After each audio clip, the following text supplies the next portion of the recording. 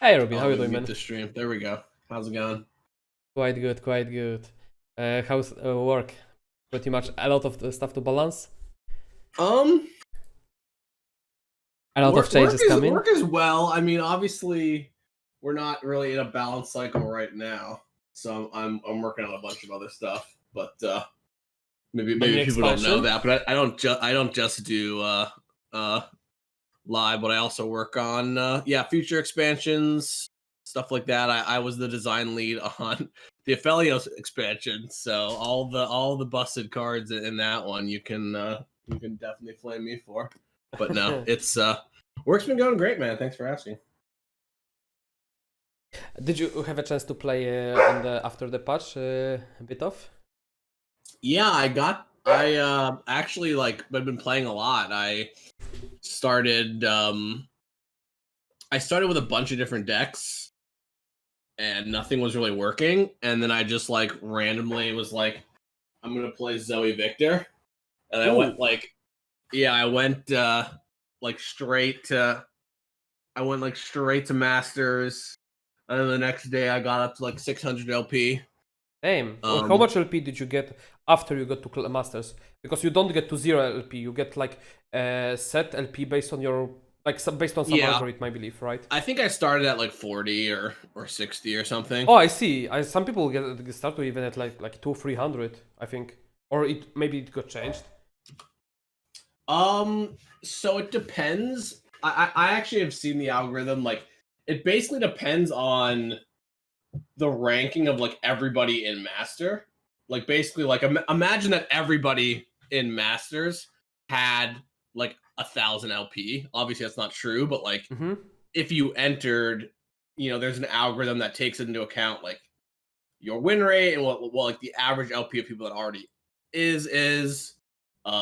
So yeah, but generally, you don't enter. I don't think people ever enter too high. I know that I actually like I'm not entirely familiar, but yeah, I mean, I think if you win like all your games in Diamond, like you might enter with like 100 LP or I something. remember when you entered like with high back then when you had the set amount plus 25 minus 15, and back when people had like 3-5k LP, then you would be starting at like 500-600 sometimes. Yeah, we basically want to make it so that we don't want to like we both I guess I mean it's not really my department. That's more like like Mm-hmm. the metagame systems. But I would say that we want to make sure that when you enter Masters, you can still like kind of compete if that makes sense. Like if everybody has 3,000 LP, like entering at 0 is a bit rough. So that's why it scales based on like the LP of people that exist. I mean, yeah, but But we still also don't like. want to give you Mhm. we don't want to also be like, oh, you won all your games in Diamond. Here's 3,000 LP. So it's definitely like a bit balanced in that way. Yeah, but still, you get to, like when you start at 0, you still most of your games are plus 25 minus 15 when you play people that are above you. Oh yeah, for sure. I mean, I climbed like 600 LP in 2 days, and a lot of it, not a lot of it, but a lot of it was because I was getting like 19s and 20s, and now I actually yesterday I'm with you. I dropped like 130 LP yesterday because I finally tried to play other decks, and that was like a mistake. Um, and losing 25, gaining 15, like you need that like 62.5% win rate just to stay Oh, even, right? yeah, Um, exactly. That's what I want to say. Like, you need to have 68-70% win rate to even move after a day of playing. Have you Like, seen the LP in Japan, by the way? Or not Japan, no, Asia server? no. What's Yeah, the there's like two people. There's like one person with 2,500, one person with 1,500, and then everybody else has what? 400. The skill gap must be massive. Um, What is yeah, the it's top one and super top two interesting. playing? Because I didn't see. Well, what's interesting is like I've been, I looked at like it's funny, like I heard about the runeterra.ar website after like the like, after this week because people were talking about it. And yeah, they play like everything. There's this player called like WCS Master. I don't know who they are exactly, but they just play it. They play every single deck. I mean, they just like must be very very skilled. It's kind of crazy. So the top one and top two player are just juggling between their decks based on what they face on the ladder, right? Is that what I you're don't saying? I don't want to prescribe it because I don't know. I mean, I know the Mm-hmm. top player plays. They play a lot of Draven Ezreal, you know, every day they're just playing a ton, and they'll play some Draven Interesting. Ezreal. Which Did is you, by chance, did you import the list, or do you have something on the code? Like, I would love to take a look. How different is that yeah. from I'll send the the? code. I mean, it's a Draven Ezreal deck. You don't know what's in this deck, like I mean, I know what's my version, but I'm wondering what's other people's version. You know, like what's the changes there? here's the code. No, this is fun to talk about. It's been a while since I know that I promised to come on the stream a while ago, and it's been a while, but I actually woke up You are early busy, today. man. We are both Yeah, busy. that's fair. Oh, so this is the okay. So like the person that reached top 1 on EU actually used the same deck. I guess he copied it Yeah, from the Asia then. Interesting. Thorn of the Rose is actually pretty strong. Did you see the I've seen a lot LeBlanc? of people Mhm. playing more. Yeah.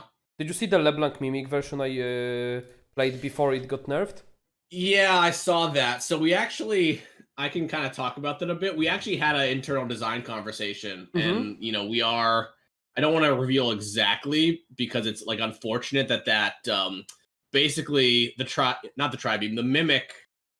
People were using it to copy champion spells, which we hadn't like seen. Mm-hmm. So our fix kind of evidently also like changed how that would function with because it would make like base copy instead. But we hadn't realized with the mimic deck. I think in the we're gonna figure out a way in the long term to get that restored.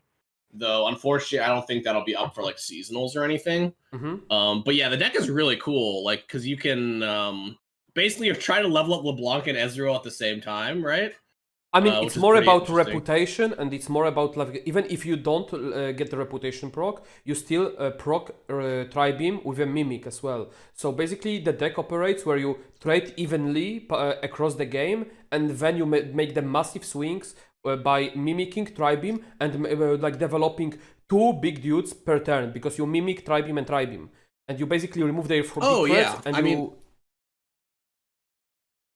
yeah, no, I see that. I've seen the deck. It's really cool. Like it's funny because independently of that, one of the decks I was toying around with early, just like when I was in like platinum or diamond, um, this season was a Heimerdinger mimic tri-beam flash of brilliance deck that Hmm? was like whatever. But I do think the mimic tri-beam thing is it sucks that you know we basically don't want to kill decks in that way, especially because like, you said like, oh, like it was like nerfed or whatever. I think it was an unintentional side effect of like fixing another bug, Yeah, which yeah, is yeah. unfortunate.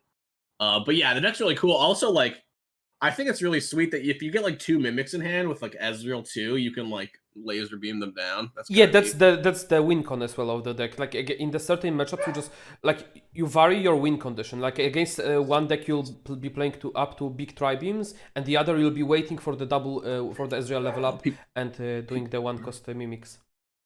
people are adding me in chat, so I need to follow that a bit better. Sorry about that.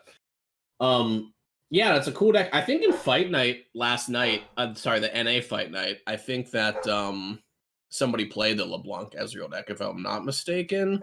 I thought I saw it, but I could be wrong, even with the changes.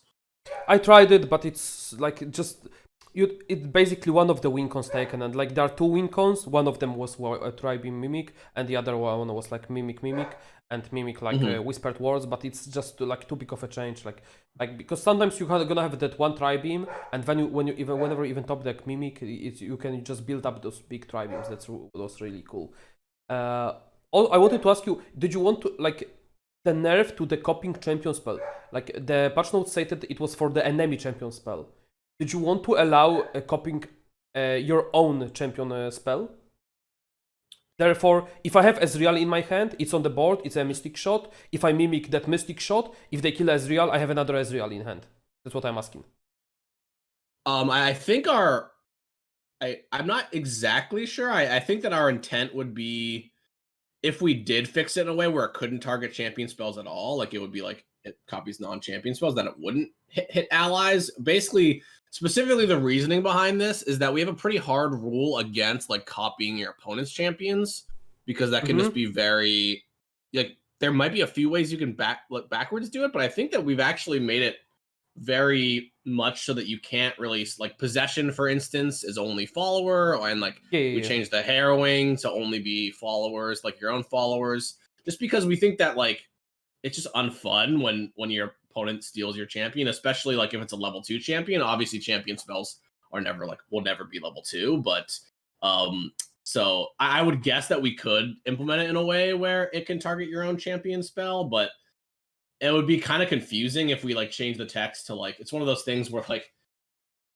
we'd be like you can copy any spell, but not champion spells, but your own champion spells. It's one of those things where like I don't know, it would just be a bit confusing to Yeah, I agree. Not worth the remove both. Mhm. And yeah, so anyway, we're taking a look at it. It's kind of weird because we sort of aligned that like yeah, we're basically gonna figure out what we want to do with the card, and then we're gonna ship that. We don't want to like ping pong it back and forth, so that in a different we really don't like it if like in a different release Mimic can hit your own champion spell, then it's like patched, so then like in this release it can, and then in the next release it won't, and it'll have different text. Like we kind of want to avoid a cycle where it's like changing every patch and nobody actually knows how it works. So Yeah, that's I agree about that. I don't think like it would be too much for newcomers, especially when then, like they would be playing against Mimic or with Mimic. It would be too confusing that sometimes you can copy your own champion and you can't copy your opponent champion. So just making it like it's gonna be a bit weaker card, obviously, but just making it so easier to understand would be definitely a good goal. yeah, I mean, champion spells are actually incredibly tricky. I don't know if how aware you are, but like it's definitely a really cool mechanic, but there's like a lot of intricacies with it, I right? am Because uber triggered by the fact that you like. Okay, so hear me out. Let's say you have okay. Here it comes. I hope this is gonna get changed because this is like, especially it's really big deal, especially for mirror matchups and like against stuff like Maokai, etc. So, if for example you have normal Entomb, right? If you cast it, opponent does something like Glips, etc. Entomb should fizzle, right? Yeah. I mean, if it only has one, it only has one effect. Yeah, exactly. But Lissandra's Entomb, for let's say, has a dot after the first sentence, and then it says create a Lissandra in your deck. Therefore, like at least by the wording, and it would make the champion spells better as well. It still would shuffle the champion back to the deck, even though the spell didn't get the effect. So you don't lose the champion because opponent glimpsed, he used Entomb on his own unit, he used Vengeance on his own unit, etc. That unfortunately that is a bug. It should shuffle the Lissandra no matter what. Yeah, I can actually fix that. I can look at the code real quick because I actually know exactly like why that may be. Same with the Ezreal, etc. Every targeting spell that includes targeting, it's a targeting spell, that's champion spell. All of them fizzle and don't shuffle the champion. All of them fizzle? Yes. Not only Lissandra, Ezreal as well, etc. Like, and basically the way wording right now is, if something is after the dot or end, etc., it still takes the effect. The best example is Go Hard, which doesn't fizzle, even though the target disappears. Right, it should work like Go Hard. The wording is slightly different, but it's still end. And should be lesser of an effect than dot. Like if you would like to talk about it, but still like phasing weapons as well. No, that's good feedback. I mean, and is essentially very similar, like is almost the same thing to a period, because it's like we don't have the sort of like if the target goes away, that doesn't fizzle the spell. Like we try to resolve the whole spell, right? When we can. So yeah, I think that is. I'm surprised to hear that it's on like a lot of different champion spells. I mean, I can definitely look into that because it sounds like we should get that fixed. If it does work that way, I'm not actually. It does. Entirely sure. It does. Okay. I tested, like, especially in this meta where there's a lot of list trundle. Trust me, like when you play against this, zero. Yeah, beating them. It's fun to beat the Watcher after they obliterate your deck. That's pretty nice. Yeah, and like the fact that like if you use, let's say, Lissandra, like you are holding, especially for that moment, you are holding let's say double Liss in your hand to counter their Watcher because you couldn't answer that Watcher because of the matter of draws, but you happen to draw two same champions and you want to shuffle one of the champion because yeah, you couldn't interact with Watcher and you can't because opponent can, let's say, glimpse his unit. Then it's frustrating for a player that he couldn't do anything, like because of the draws method, right? And like it should be the way that you should be able to interact by making this champion spell not fizzle. Okay. Yeah, I'll get that down and I'm gonna investigate that. All right. I thought it's just the balance. Like I thought it's just about like making like targetable spells fizzle if they like just you like Mystic Shot, etc. So, like. Yeah, it's entirely possible that we made a call at some point that champion spells wouldn't do this, but I'm trying to recall because I feel it sounds familiar to me, but yeah, I don't really have a great answer. I would expect them to still shuffle in even when they're canceled, so I'll have to look into that. Good that we got that there, so as a reminder. Oh, by the way, just like since we talked, do you remember the conversation about Spell Thief? When you play Spell Thief on a, when opponent plays a spell, that's first the spell of the game, let's say like single combat, and you can't play Spell Thief because there is no other spell being played by your opponent. Like let's say there is no other spell in the bank that you can take. But if opponent plays, let's say, single combat, it resolves, and then he plays like, let's say, Concerted, you can Spell Thief and you can take the spell on the stack because that's the intent of the spell, that you can take those on the stack. But if that was a first spell played, you cannot, which like lost me so many games that I couldn't take the first spell played on the stack, basically. Which makes card way worse, the Spell Thief. I don't know if you remember, we talked that... yeah, I remember. Sorry, yeah, I guess sorry if I didn't follow up on that. Let me write it down. Spell Thief. Because this would make not being able to so cast much better. With only one thing. Yeah. But yeah, I think we talked about that already, right? Because it's like, it does say played, not cast. So it does track like when you play the second Concerted, that is in the pool, right? Yeah. So the Concerted is when you can take the Concerted and play on stack, like to counter opponent's Concerted. Then it's all fine. Actually, it's interesting. I'm thinking about like reasons that the code might be doing that. I can kind of envision it though. I'm gonna probably investigate it and then probably talk to engineering about it. But yeah, I gotta make sure I get bugs. It helps a lot. I know that people oftentimes like tweet at me and like Umbridge and stuff. Helps a lot if we report the bugs to support, because when they get relayed through me, like I go sometimes over the weekend when I'm like watching streams and stuff, I'll have like a list of bugs. Then I'll like use my time in the morning to like get them all written up and like test it and everything. But if we contact support about them, then we make sure that we get the bugs in. So yeah, that can be a help.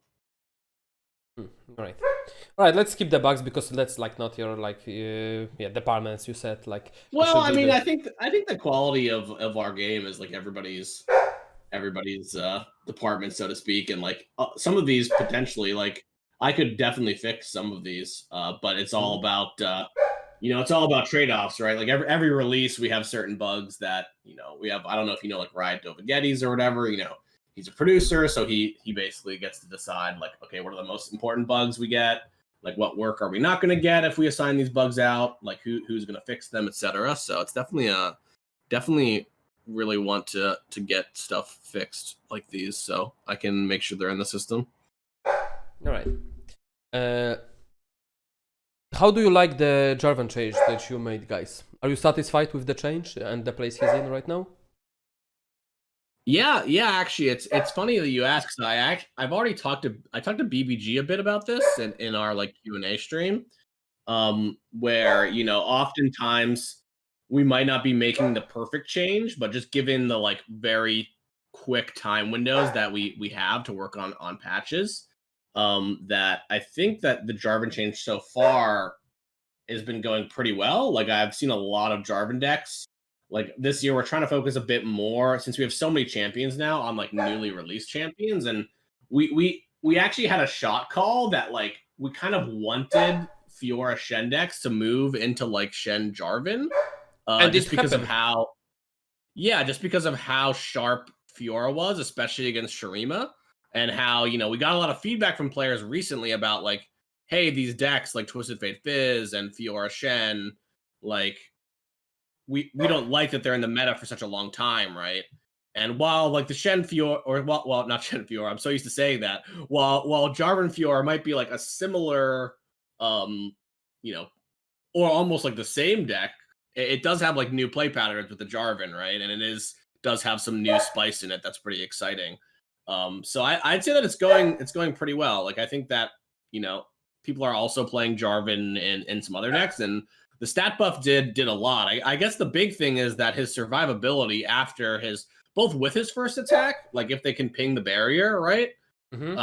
Like, you know, you have like Sharp Sight in any Demacia deck, like you have up to like 6 health worth of protection. Or even if you don't, like there's a lot of like 3 attack things that you can sort of burst challenge.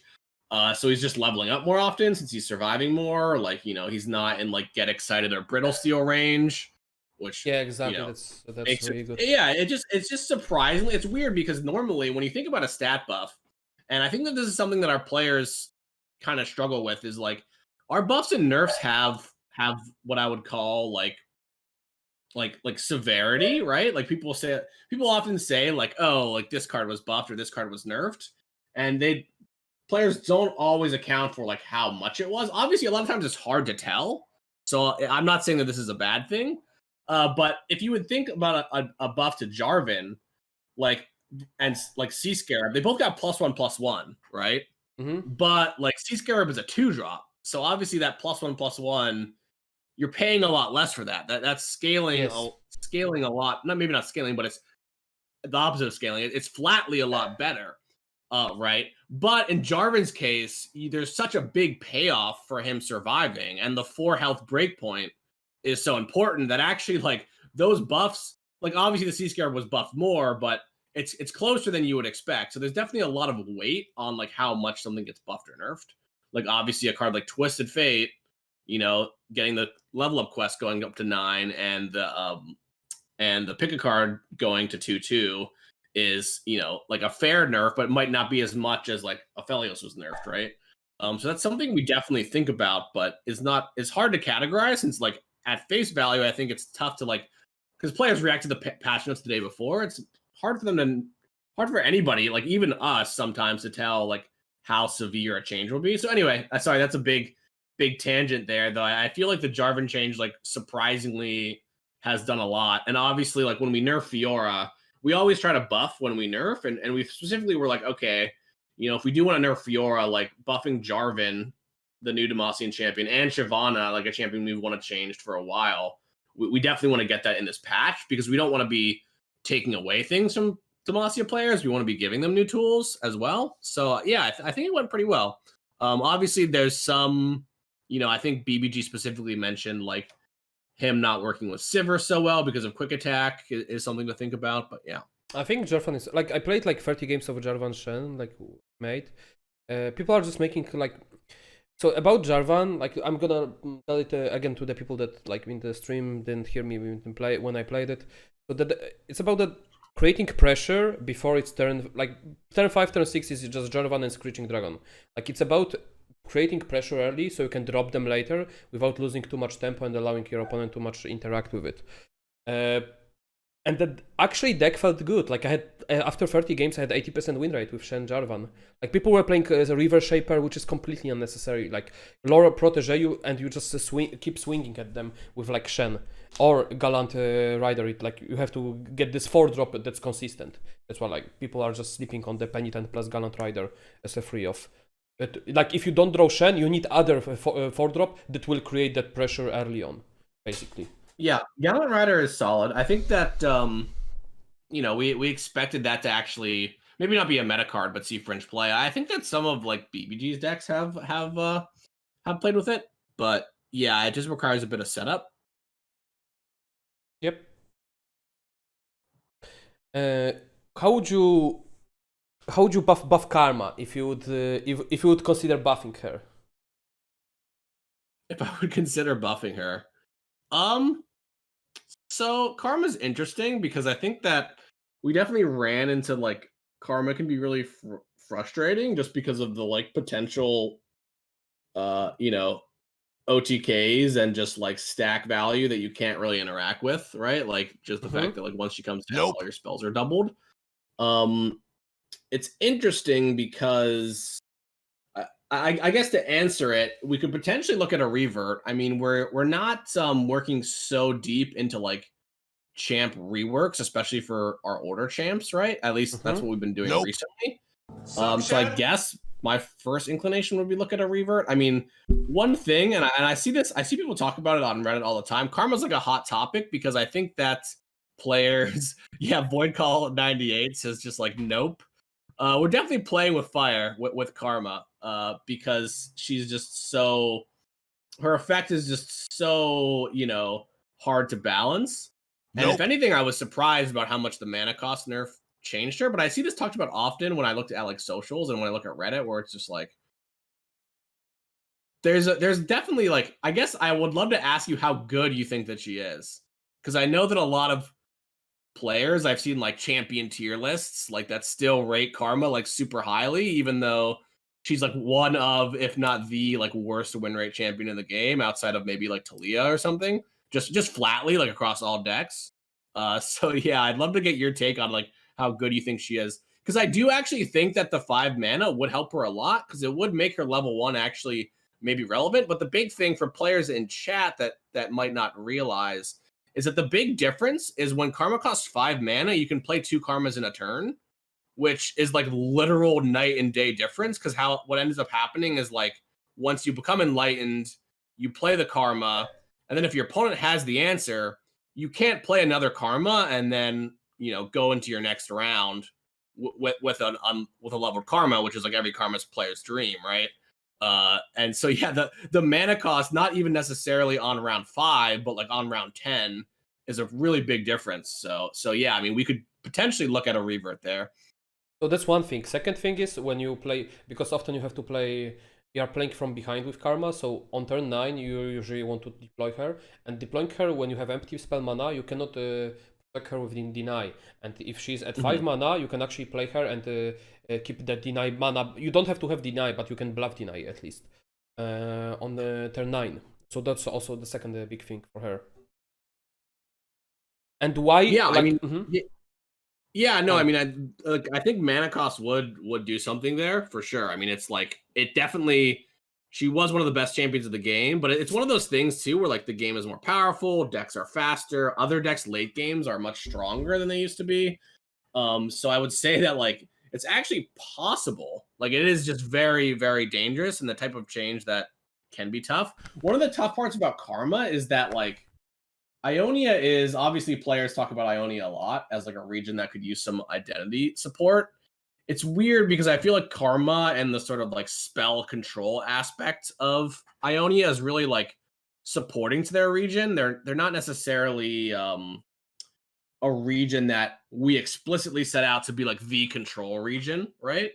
So that puts us in a weird spot with cards like Karma and Will, where it's like, okay, if this region isn't the ultimate control region, like how do we deal with these super powerful tools that kind of make it so? So yeah, it's definitely a difficult balance for us to strike, because I do think that Karma's one of the coolest champions in the game, right? my favorite. But we also have experienced those metas where players have been really frustrated when Karma is really strong. So I mean, let's be honest. Like since since Vi release, Karma wasn't good, like top champion, like good champion. Yeah, just since the Vi release, because like Karma got replaced by Vi in the Ionia, like in the Heimer deck, and after Heimer nerf, Heimer just got butchered to the ground, and like she wasn't good. Like yeah, obviously, like I played Spooky Karma, I played Karma Zoe, but besides me, that like I don't know if there is many people playing those. Like those decks were below 50% win rate on the like in the stats. Like I had success with those, but like most people didn't. It's yeah, I don't have a great answer because it's just one of those things where like, you know, Ionia is. Oh yeah, it's Karma. Sorry, I forgot about this Karma. So it could be nice to buff Karma, though it's also like, yeah, we really want to avoid those like, obviously sometimes it happens, but we really want to avoid those like meta warping buffs. I think we don't want to over nerf, but we also don't want to over buff, and Mhm. that often makes it really hard because there's a really fine line of when a card is like bad to playable, or when a card is from like playable to like meta dominant, right? Like we've seen that in the past, the cards like Bassless Rider just like having like Yeah. one more attack than it does now, or whatever, being super problematic. All right. So moving from the Karma, I was playing a lot with Shurima, like a lot. Mhm.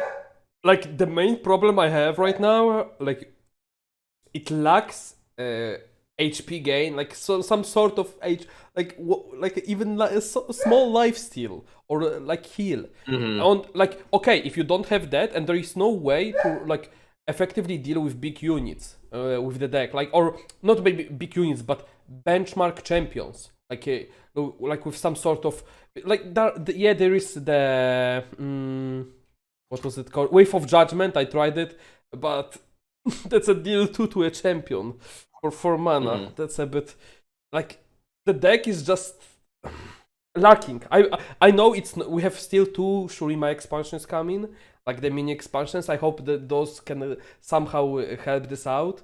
But right now, those 2 things just stand out to me the most. Like maybe that's the identity of the deck. It should have like just it's strong in the combat with the units and the like small combat tricks. But like, what's your take on it? Yeah, I mean it's a tough space because I would say that Shurima, like explicitly, like you're right that they don't really kill units and they don't have healing, which is like it is definitely, I would say, a tough spot to be. Like it is deliberate. Like Shurima, basically, like I think their major like removal type effects are sort of like shrinking things, obviously like vulnerable, and then they have like ally strikes, like things strike enemies, which are like pretty, kind of like pricey, potentially overpriced. Oh, so you They mean have like Siphoning Siphoning Strike? Strike and Boomerang Blade are their main removal spells. Or like Oh, Siphoning Boomerang Strike, Blade. Okay. Boomerang Oh, Blade, yeah, both like do like the striking type thing, which does lead them to maybe be on like the weaker side in terms of like their removal as a package, especially because like they have to rely on these like slow cards, and like oftentimes players don't really play them. Um, People are saying Omega Law Boomerang Blade. Yeah, Boomerang Blade is an interesting one because in development, like it's really close whether, and maybe this is something that we could look to buff, but like in development, Ricochet, or not Ricochet, that's a different card. They look so similar on your screen. They have very similar arts. mm-hmm. Boomerang Blade was like 6 mana for a long time, but just created super harsh patterns, especially with things like Rune Runner and just like Really? comboing to just like kill 2 units.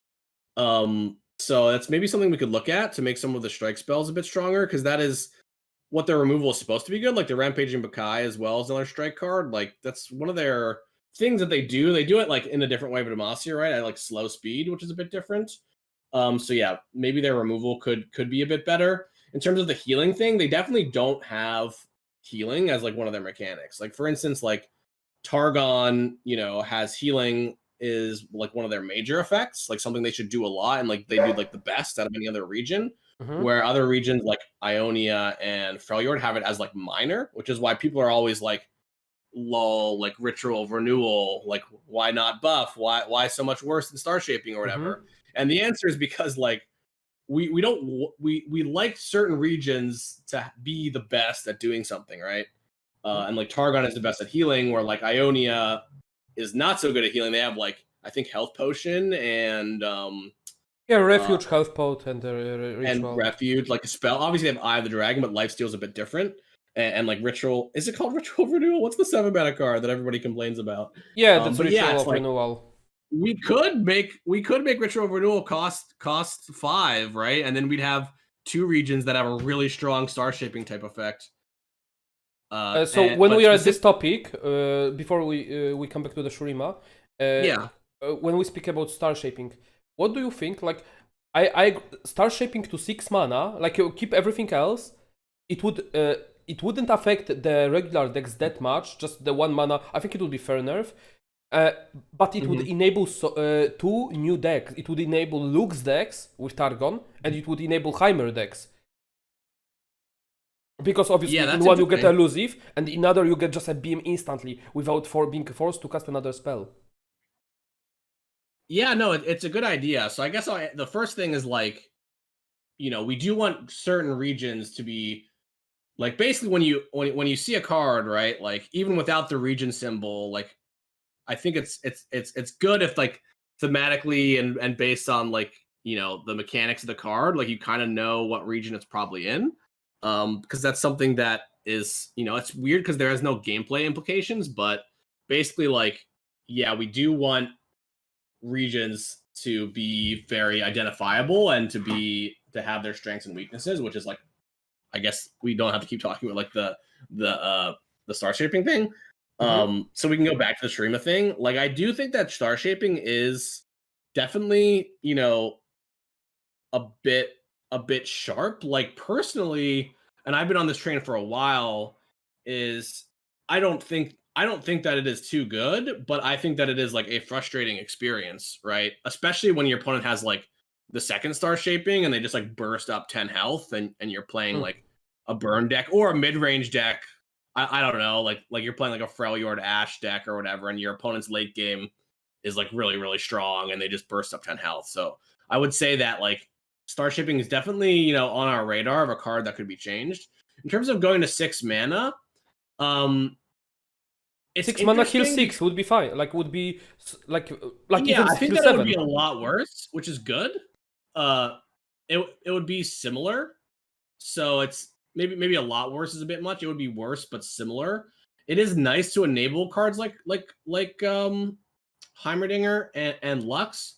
It's just a bit tough though, because it's like, are there decks that are being kind of killed? Probably not by a star. No, it's actually not. It's something that we could think of. So what happens, like in the right now in the meta, like you play star shaping anyway on defense on like attack token 7-8 on when you are getting attacked. The cost will matter, let's say 40% of the time, because what you want to do, you want to star shape. Next turn you develop I'm the Dragon or Phoenix, boom, face. Next turn, let's say if you're playing a Psy version, you just atrocity them to finish them off. So the mana cost in those decks, it wouldn't matter that much. Like, yeah, you wouldn't be able to play Hash plus star shaping always. You wouldn't be able to play like star shaping pale, star shaping guiding. Like you have less options to do, but the effect would still be good. Like you could move it to even heal 6, kill 7, right? To just increase the healing. But reduce it. Oh, I would say that like I think that if we moved it to 6, we very likely actually wouldn't change the healing, just because I feel like it's a bit too sideways and not like addressing the problem, just basically making it more of a cost. I do totally agree that the card would be, it would be the same a lot of the time. I mean, my experience with star shaping is like surprisingly, against a lot of decks, just like, especially because I've been playing Zoe Victor, where you play a lot of Celestials, like just getting it basically lets you A-Soul invoke, right? Get a 7+ invoke without having to spend all the mana. And then you're just trying to like, it's almost, like you're trying to soup up like an I Am the Dragon and just get like a 12-8 or 14-8 to win. And that's like almost like, it's weird because my evaluation is that's the strong part of the card is like getting the finisher, which just kind of like one-shots a lot of decks versus the healing. Because it's kind of weird because like my experience, and this is just philosophical stuff. This isn't like really anything to do with like the change that you're suggesting. But like I find star shaping, like obviously it's very good against a deck like Spider Aggro, right? I mean, yeah, it closes up. I'm gonna get flamed so hard for this, or a deck like Pirate Burn, right? But some of the like champion-based aggro decks, like Diana Nocturne, or Draven Jinx, like discard, that are trying to like set up this board and set up these powerful champion engines, like don't really care that much. Yeah, at the end of the game, if like you're trying to finish them off with Get Excited, like it's a strong card to have, but there's obviously an opportunity cost of having it. So I'm just thinking out loud, basically. Like I think that it's like, it is like the one card that it's like, yeah, we probably, if we were going back and we were shipping, was that, it must have been in, I'm pretty sure that was in the first Targon expansion. Like, yeah, maybe it should be 6 mana, or maybe it should heal for a bit less. Like, it's definitely like, I think it's fair to say that the card is slightly overtuned, right? But yeah, then it's like figuring out if it needs to be changed and why. So this is a good conversation. Like, yeah, maybe it should go to 6/6. Maybe it should go to 5 heal 4. Maybe it should just go to 6 heal 5. Like, I think that's a change I've been thinking about a lot, because I've been playing a lot with the Victor deck, and it is interesting that you can just kind of shortcut the game by going to the Big Celestial, though Big Celestials are specifically supposed, it's very clearly by their design, but they're supposed to end the game. But what's interesting is, like, with a Big Celestial, you don't always need that much setup, and you can kind of short wire the game a bit, it feels like, though. I guess the more Celestials you cast, the better they get. So it does feel, they do often feel like satisfying and like fair finishers. It's just, yeah, just the heal, just the combination of the two halves, right? You have like the really sick heal, you have the like, okay, I get this like game-winning threat. Where, you know, is it balanced? Like, yeah, it's definitely interesting. What do you think about Ricochet? So I think I haven't really seen much experimentation with it. Like, obviously it's like pretty interesting with like some sort of like keg deck, though. I don't know if that region combination can like actually trigger reputation that easily. I think it's like pretty nice as Sivir's champion spell. I actually had a game the other day where my opponent, like, I think they could have killed me with the second Sivir with Ricochet. That they didn't expect like a double. I like double hushed their like spell shielded Sivir when I was at 1, and then they like played a Sivir after, and that felt pretty nice. I don't know. That's super random. But yeah, I don't know. Is it the card I should have strong feelings about, or what's the deal? So I played, like, I got to the master with the release with the LeBlanc Sivir, so I played with it a lot. Card feel like, how many times I slammed my desk because the card felt so bad. Like, it missed so many times. Like, the effect is just underwhelming. Like, even with the reputation proc, like, when I play it at 3, I feel like, man, I really don't want. I'd rather just wait and let my Sivir die and play second Sivir. Like, it feels really underwhelming. Like, yeah, I mean, it's probably just overcosted a bit, I would guess. Let it select targeting, maybe. Like, would it be too much if you let it not, if you change from random to deal 1 to the selected enemy or the enemy nexus? So I don't know if it would be too much. I mean, I think that like thematically, like Ricochet, it does make a bit more sense that it's a bit more erratic and less like precise. I think is like the idea behind a card, because it's like representing some of Sivir's like W in League. I think that it obviously, like, we aren't 1-to-1 to League, so we don't really hold to that. Obviously, like, reputation mechanic is like not a thing that exists in League. So I would say that, yeah, I mean, maybe I would guess that this card maybe is just overcosted, because like even if like the reputation bonus is not making it worthwhile in a reputation deck, that's kind of a problem. It is kind of a bit of a strange card in Shurima. I mean, it does like specifically give them some AoE, which they don't really have so much outside of like Spirit Fire. So yeah, maybe one of the answers here is to like look at some of the like slow removal for Shurima and see if we can streamline it a bit, just to help them deal with more things.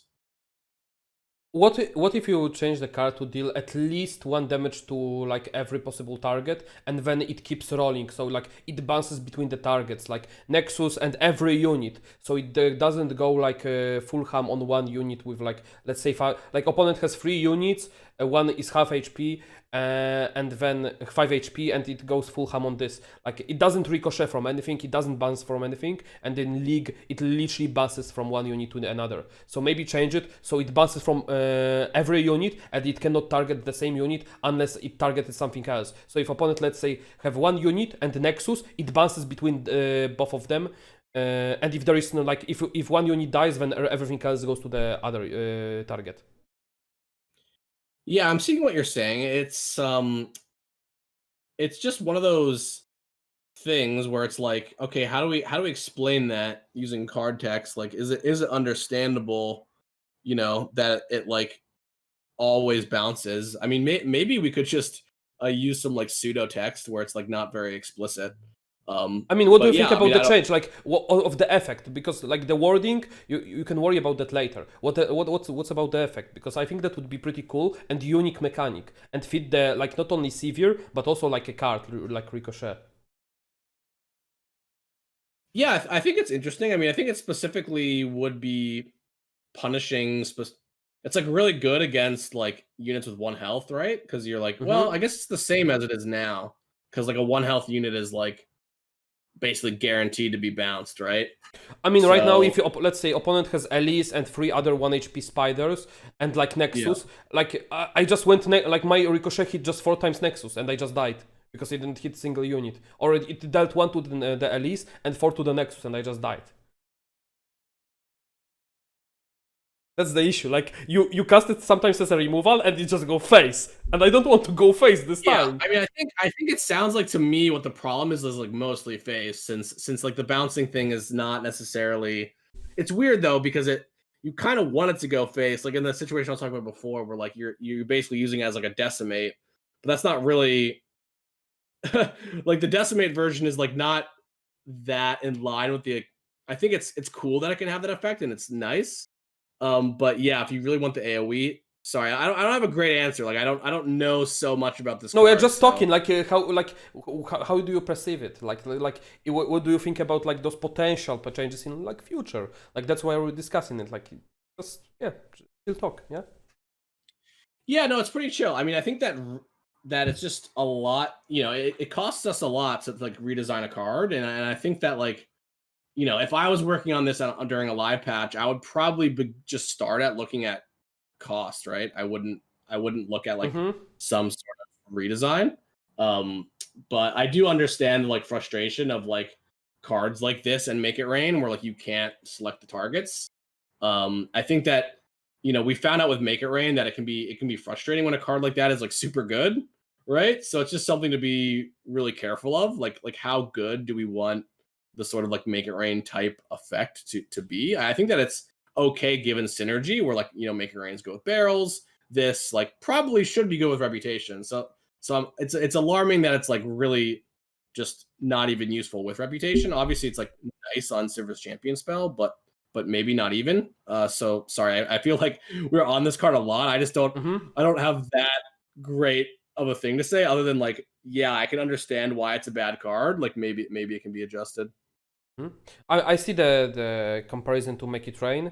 Like the reason Make It Rain, like as you said, was felt a bit unfair sometimes because first of all it was cheap. You could play it on stack because it's fast, and it's in the region that played the kegs, and like they cast one spell, like let's say Valfis, they are a red card. You try to kill keg, and then they Make It Rain, and you get Omega punished. And where Ricochet doesn't have the same effect. Like let's say I would never main deck Ricochet. And whenever I play a Severe, even if it like I felt even if this card costs 0, I would not play this. I'd rather wait for Severe to die to play again Severe instead. Because it's how like random it is and how it feels bad to play. Yeah, sometimes I'll play it just to finish upon a Nexus, but that's so rare. That's just I don't know. Yeah, people asking like why it's slow. You're asking why it's slow. I mean, I could specifically talk to the initial designer. I imagine that this level, it's like Make It Rain, but even more like bounces is just very. It creates really complicated situations where like it's on the stack and it's it bounces on resolution, right? Unlike Make It Rain, which maybe I'm embarrassing myself right now, but Make It Rain like locks in the targets when you cast it. I just haven't Mm-hmm. played a Ricochet, so if it was fast, that would just be a really tough experience to handle. Like I'm open attacking and you're playing a Ricochet, and I'm like, I don't know what it's gonna hit. Like, do I like what do I buff? How do I react? So it's I think that's from a design perspective, I completely understand. It makes sense this card can be slow. I mean, one thing that like why slow is that like I'd like to just answer on a meta level is like we ideally don't want to just speed creep cards. basically like we could make any card fast or burst to like make it good. I think that we still want to stay true. It is true that slow cards, just percentage wise, are less playable than other cards. So I would say that we do probably need to like take steps as a design team in terms of like making sure that our slow cards are like satisfying and powerful. But in general, yeah, we do still want to make slow cards when it's applicable, like in this case, because of the sort of just like super wide a range of outcomes that we don't really want to happen like during a combat. Yeah, so about the slow cards, fast cards, etc. Like you can see here that like the difference where the slow cards are actually good, and they are very impactful, like Comet, Meteor Shower. Those are invocable cards, right? Like Equinox. You can see where the effect is actually worth of a card being cast at slow pace. And how many cards are actually in the meta that are played at a slow pace? Like no one made the Siphoning Strike, right? Right. People only play this when they have like a Taboo Nasus hand and they like want to level him up because he's already juiced up, so you can actually try to play it. But the problem with the slow spells, they are expensive usually, like here, and they are very like you can't play them unless opponent does something, because like you just get punished for playing them. So the slow spells I understand completely why slow spells are bad. I mean, you Alright. could relish me, but it's I mean, just fundamentally in lore, you don't want to be the first one to take like put something onto the stack. Yeah, right? exactly. That's why we want to. Unless you, which is why burst is nice because it actually can allow you to proactively cast it, which is like very specifically why that mechanic exists. Where like slow kind of forces you to do that, which is like kind of I can see being problematic with like these slower strike spells. But yeah, that makes total sense to me. But yeah, in terms of the invocable stuff, like very explicitly talking about like why Ricochet is slow, like celestial spells. I think there is like a few that are bursts that have like no Yes. other implications, like Written in the Stars and Mostly. Moon Silver. But specifically, all celestial spells are slow. Like when we were testing it very early on in development, I remember this happening to me. Like when your opponent invoked and then like got something immediately busted and played it into combat at like faster burst speed, it was like super tilting. And it was also like, what can I even expect, right? Like, oh, like I'm open attacking with everything, and you invoke and do a comet or whatever. So we very quickly learned, okay, we need to make sure that all celestial spells are slow. Yeah, that was And a good obviously call. celestial spells are better than their cost, specifically because that's part of the design, right? Of the like pool of super cards. So yeah, that's why those slow cards are playable. I don't think I'd agree with you that like there aren't that any. I think that like I don't know, people play like Thermo Beam, people play Oh yeah, thermal, but Avalanche. it can be cheap as well. Like it's how flexible it is. And Yeah, Avalanche I mean, is cheap like as well. spells, you know. I'm trying to think of non. Are there non? I guess there aren't that many slow spells that aren't like slow spells have a higher likelihood of being removal, of course, but Did you play with Kahiri? Did you make any Kahiri deck yet? Not in this expansion, no. I've made plenty of Kahiri decks in future expansions, so I wouldn't be too worried about them. Oh, that's cool. But I mean, yeah, I made one. I made one. It was pretty cool, but it lacked health gain or removal. That's the problem. The TF super cycle. I really wish that like, and this is just like, this isn't even like a Riot's take. Like, I want to separate like what Riot's stance would be from just like my take as a player. It was like I really wish that like region combinations that just didn't have healing. You know, like for instance, like it's kind of really cool that Ezreal Draven is like one of the better decks right now because it does feel like not having healing like fundamentally makes a specific region combinations like a lot worse just because of the nature of like burn. This is something we struggle with a lot where it's like, yeah, it's just I don't know, that's a very player wish of mine is like obviously like all regions couldn't have healing. We just have a million Targons. The game would be awful. So I understand completely why we do it, but it does suck that like even like I think like Demacia Piltover, the sort of like Luxheimer, not even that deck specifically, but like you know that style of strategy not really having healing has really held it from being a good control deck for a long time. So yeah. I feel like at least for me, why Kahiri deck didn't feel that great just yet. I hope it's gonna change.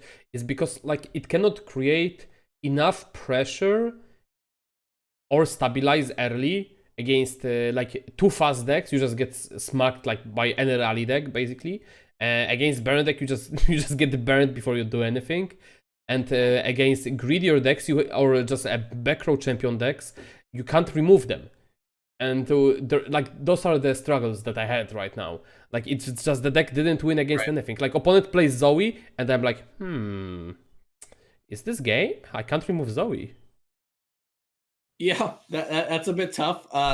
So yeah, Shurima, like I'm down to talk more about Shurima. Like I think that right now, I actually think after the patch, Shurima has been in a much better state. Like I think that like yeah, Suzanne is way more present. And like Azir, like Lucian, like are both like doing pretty well in terms of like the depth. Obviously, right now I think Shurima's like 61 cards last time I counted, and like regions like Targon have like 85.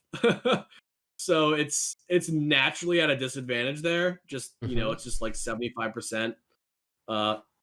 But it is definitely how do I say this? I think I talked about this on the BBG stream. I think that we are, you know, we do have sets in the pipeline right now, but we are, you know, potentially moving away from like a split set model in the future. Good call. So it's kind of weird because like champion releases, I don't want to overpromise. Like we're still gonna have them for the rest of this year.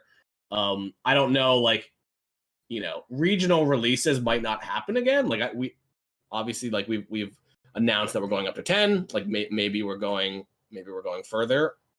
You know, who's to say? But like something interesting to hear the phenomenon, because I remember for Targon's release, I don't know if you remember though, a lot of players felt that it was that the set as a whole and Targon was like underpowered, but given all the expansions, now it's like really strong. Obviously, it's one of the strongest regions. That's kind of undeniable. So yeah, I'm just trying to distill what we can do about that, because I feel like cards like Talia people are mentioning, and specifically like, yeah, I do look at like play rates and win rates all the time, but also oftentimes I have to account for future content that's coming out. I think a really good example was like, I don't know if you remember, you were playing back then, but during set 1, players were really or sorry, not set 1, during Rising Tides, like after launch. I played since alpha. Players basically, I don't want to put words into players' mouths or whatever, but my recollection was that players felt that Freljord was basically like Ionia is now. Thought it was the worst region. You know, Sejuani came out, though a lot of players weren't really playing with Sejuani decks. We kind of knew that like Trundle was coming out, and we knew that that was going to really change the face of Freljord, right? Obviously, we did make some buffs. So we buffed Kindly Tavern Keeper and Trapper, which like helped a lot, and Weirding Stones. So there were buffs there, but we didn't go all in and like buff all these champions and stuff, because we knew that Trundle was going to like flatly make Freljord a lot better. And we do that often. So it's one of those things where, you know, with Talia specifically, like, you know, we'll have to wait and see a bit, especially because, you know, maybe she gets more support, and then that gives us a better evaluation. You know, it's entirely possible that since she's so low win rate now, that she'll continue to be that after all of Shurima's out. At that point, like, we can make that evaluation. But yeah, we're very often, that's actually one of the toughest parts of my job, is like figuring out the future releases and trying to weigh whether changes should be made in a certain way. I think another example of that is like Lulu specifically. I think a lot of players were like, well, why didn't we move her to a 2/4? One, like in general, I think that Lulu's actually pretty strong, and I was nervous about that. And I think as a product, like, you know, just creating another Shen, right? Another just like super strong Demacian champion, basically, like coming down as a 2/4 or a 3/5, was like a leveled up Lulu would come down, would potentially be too strong. I mean, obviously I'll get flamed by chat or whatever, but considering that like Ionia, we haven't seen the Ionia cards for this expansion yet. Part of the decision to do a small buff on Lulu is to someone said yes you are. I already forgot what I said. Embarrassing myself. No, don't was worry about because we it. want to We're account just for cards that are chilling. coming out, right? And that's oftentimes something we think about. So that's kind of why I bring the Freljord example up, because yeah, it's kind of one of those things where, you know, Talia's on the screen here, and I'm hoping that over the course of the timeline, like similar to Targon, you know, Shurima gets better and better. Though obviously they don't have, you know, we've already talked about how like their removal specifically and their inability to heal is definitely is, you know, thematically for the desert and everything is cool, but maybe does not exactly line up them to have like super powerful competitive gameplay. Anyway, So hear me out. Like when I look at the Shurima cards, like I have feeling the deck that should like turn 1-2 should be like rather slow because you have predict stuff, you have small stuff like, let's say you have stuff like Untitled Preparation, sometimes Berry Sandisk if you are playing that sort of deck, sometimes Hibernatic Rockbear, but then you want to start ramping in turn 3, 4, 5.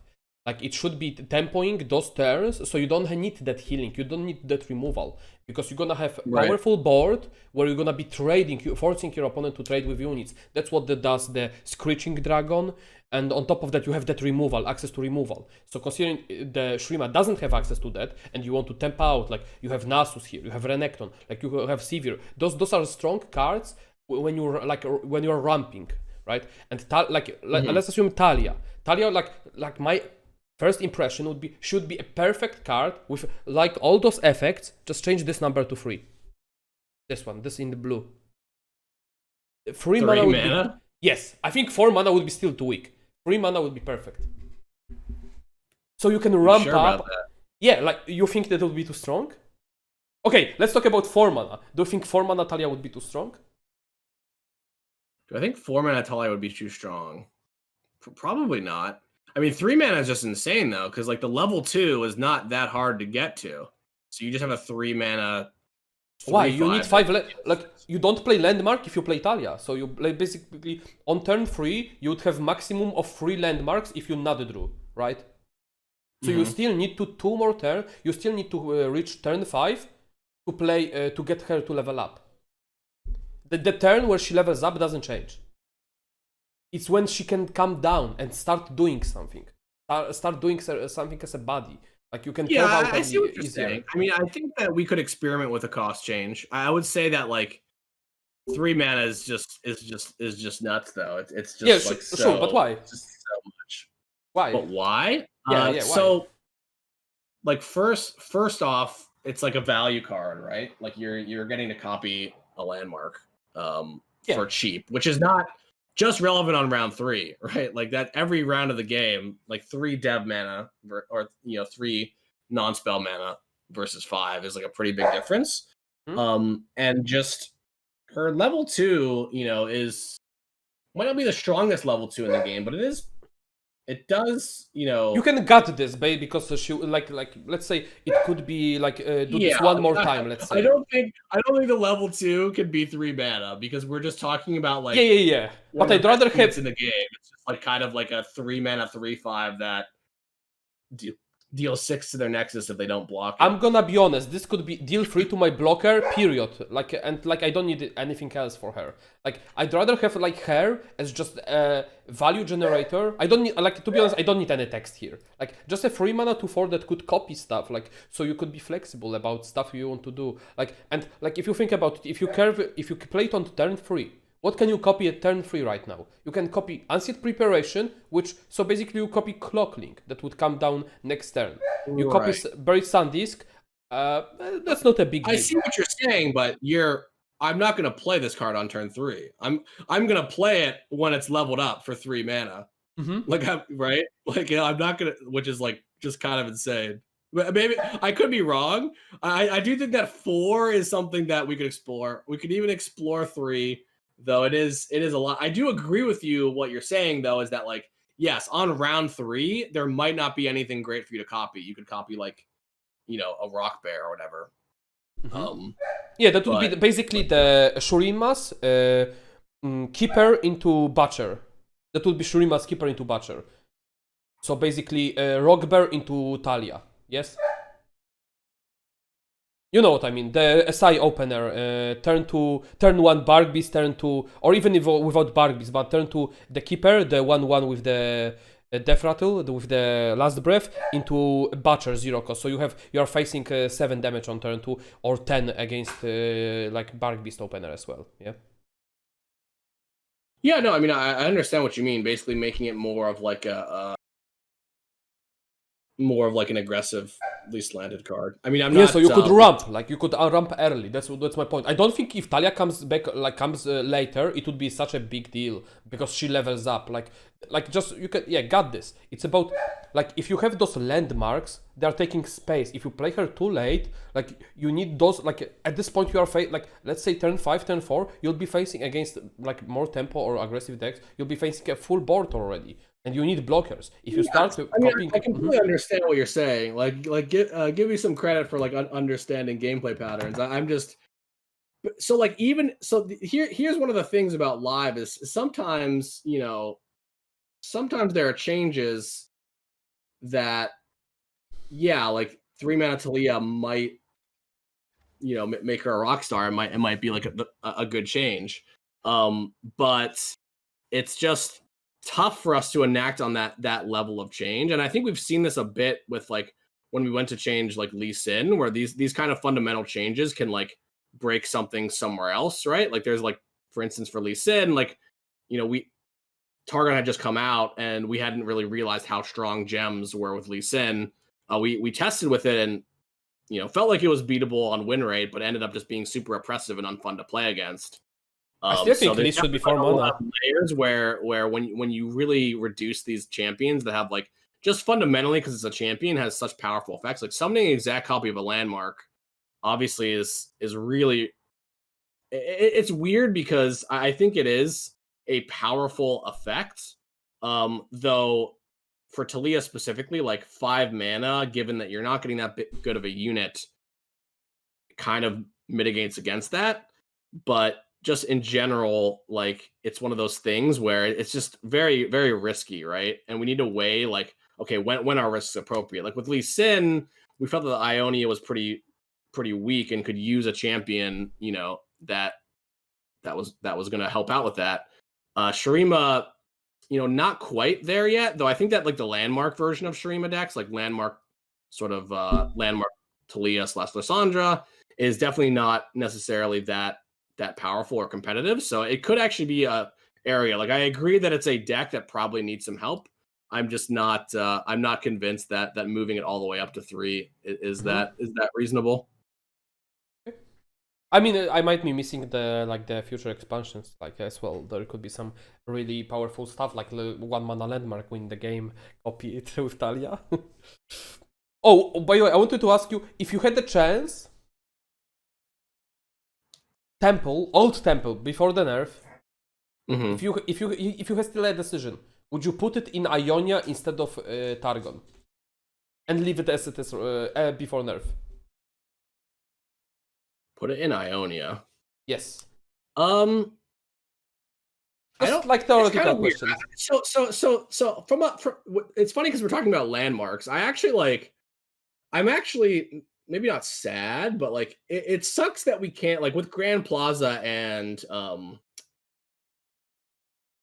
this is gonna be going like sideways. I think just to answer quickly, I would say like no. I think that fundamentally just like the snowball and free mana that that landmark creates is just too much to be sustainable. But with like Grand Plaza and what is it called? Temple. It's a shame that it feels like we can't really have that powerful landmarks in the game, just because fundamentally, like the interaction with landmarks that exists is like too bad or too narrow to like combat it. Which is kind of stinky because I feel like landmarks are cool, right? Landmarks are exciting. Obviously, like Shurima is all about landmarks, and it's maybe hindering their region if landmarks being strong is like problematic for gameplay, because obviously we run into the problems with like Plaza and Temple where they're super strong, but the counterplay just isn't quite there, right? Which makes it really hard for those us to like have those landmarks be really strong, which fundamentally we think about Shurima being like the region that literally is landmarks like built into them, right? That's one of the big mechanics of the region. So anyway, I would say that I don't think that region wise, I mean, there's like other reasons because like obviously the permanent buffing is like a very Targon thing. But from a standpoint of like power level, I'm not sure because it's just like, yeah. So an example is like back when Will like Deny was 3 and Shadow Assassin was a 2/2 and like Will was 4 mana. Like people would literally just play Ionia just for those cards. So it's not sometimes like splashing just Shadow Assassin or whatever. And I don't think that that's healthy. I don't think that that's necessarily healthy, right? Imagine that every deck just played Ionia but only played the Temple. Is that really an Ionia deck in your opinion? Which one? Sorry, because I got the sand from the donation. Oh yeah, I was just mentioning like imagine that Temple was an Ionia and decks played Ionia but only played Temple and Deny or whatever. Like is that? I mean, the thing is. So it's interesting because I see this talked about a lot, like specifically, like Ionia is only used for Deny or whatever. I think that Deny and Nopify, that's one of the things that Ionia is strong at, right? Specifically, like now it's kind of interesting because Right exists in Shurima, but like when players point to like like just playing Nopify or Deny, that's actually, kind of a success case for a region that is a bit underplayed, I would say, because like specifically when we talk about Targon being good at healing, like Ionia is good at stopping spells. Like that's the one of the things that they do. So when we talk about, remember earlier we're like, oh man, like these decks don't have healing, or the Shurima deck doesn't have healing. I need to go into a region that does that. That's kind of the basis of our deck building system, where like certain regions are good at something. If I need the stop spells from Ionia, I'm going to go there. If I need the healing for Targon, I'm going to go there, right? So yeah, it's kind of interesting because with the Temple thing, it's just not, I do think that, yeah, it can be a success case if a small number of cards are being repeatedly played, though it also is indicative of like the region not being 100% healthy. And that somebody asked earlier, by the way, I did not see this question. Somebody asked like what Ionia is, supposed to be good at, which is a really good question, since I think it can be obfuscated a bit. Like Ionia, obviously, we talked about being good at stopping spells, though it is like ultimately one of their minor effects. Like I think they only have 2 cards that do that. They're like really good at recalling things. They have elusive, though those 2 things obviously are going to sound a bit tough. I'm sure that chat's going to start rolling about memes around it because obviously elusives have been nerfed heavily. We got some feedback around, how frustrating elusives are. So obviously, over time, we both, have nerfed elusives just because they can be frustrated, but also like just specifically designed cards like Sharp Sight and Quicksand and Hush to like counter them. Like that's not really an accident that elusive. I really like Quicksand design. Yeah, and like obviously Recall also has been nerfed. Like I think that both Will of Ionia and Navoric Conspirator got nerfed, which basically leaves them in a weird spot, right? It leaves them in a spot where like their strengths have been nerfed by live design, and that hasn't necessarily been compensated, right? Because if we were to ask what is Ionia good at, whoever asked that question, sorry, I forget your name. I really apologize. Last year, I think they would have known the answer to that question, right? They would have said, "Oh, it's good at elusives. It's good at bouncing. It's good at recalling things." So yeah, I mean that's basically where we're at. I think if anything, Ionia could use some additional tools in their region pie because specifically, I think Ionia right now it's better that we've nerfed some of the back row champions, but like having recall as like your only removal tool, like we're talking about Shurima having rough removal, Ionia like not being able to interact with like basically having no counterplay to a card like Twisted Fate or Aphelios is a bit problematic. So hopefully elusive was a mistake. See, I don't know if it was a mistake. So the thing about Ionia Yeah. Ionia is good at stalling, like basically, but Right. it has no. The problem of the Ionia, it has to be a splash region because it has no longer win con, because the elusive win con was removed by multiple changes or things that Mhm. were introduced to the game. The only win con remained is Karma, which is not in a good place. That's the problem with the Ionia right now. Yeah. Um. Yeah, I mean, Lee Sin is a pretty good win con too, but obviously, like, it's I would also say another thing is that like it's kind of weird because they're a bit tricky. They have like the stun and recalls. They have like the summon and repeated arrival triggers. But Like it's I kind of understand like it's why kind do of like there's Mhm. basically what I'm saying is I feel like Ionia should have one more thing. We actually have recently been talking about this where it's like we're basically weighing each region's current strengths and figuring out like what where they're at. And it does feel like Ionia is like I don't know if this because you're saying like they're missing a win condition. I would say almost like yeah, maybe not missing, but they could use one more powerful tool, right? Because when you compare Agree. them to Targon or Noxus, that can like do a lot of different things well. Just like just recall and elusives is not cutting it. Obviously, like Ionia has like fairly solid like card draw slash like spell. Like they have like deep meditation and shadow assassin, and then like Eye the Dragon slash Lee. They've got this kind of like spell spam thing going on. Maybe that's something that we could like reinforce a bit. Um, The problem is the deck is losing a value over time without being able to oppose a threat. So you stall until nothing. So like there is a combination of decks, but you are like we are talking about combining Ionia, where it's still a splash region with Targon, and the Targon is the true right. win con of the deck, not actually the Ionia. So this is that's the problem. Yeah, like I said before, I think it's totally okay if you're like, hey, my Targon deck needs Deny and Notify and like Lee Sin to win. I think that that's actually good. The problem is when there are no decks that are the other way. Does that make sense? When there's no like Ionia deck that's like, oh, I need Piltover for Mystic Shot, but I mean, I'm like there mostly are an Ionia decks. deck. I think there are there are So decks that you I'm play not for Beam, Mystic Shot, and Iterative, let's say, which is like TF Fizz yeah, in past. I'm not saying they don't exist. I'm just saying that like if regions go to Ionia for their tools, like there should be there. I'd like to see decks that are like main Ionia that go to other regions for tools.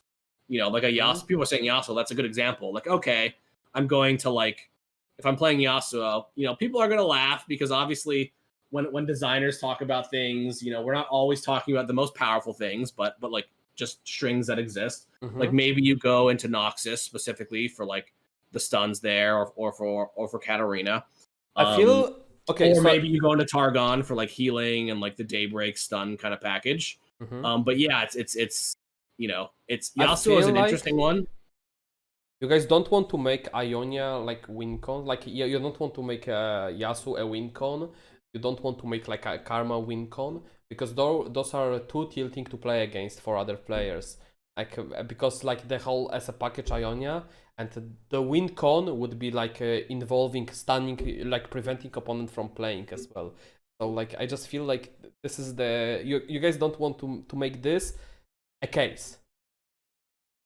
Yeah, at least in Yasuo's sake, we do always talk about this as like a consumptive play pattern, which is basically a deck that is trying to stop your opponent from doing what they're doing instead of like being more productive, which would be like actually Talia as an example of like a productive type deck where like you're trying to like build your own strategy, you're trying to make a bunch of landmarks.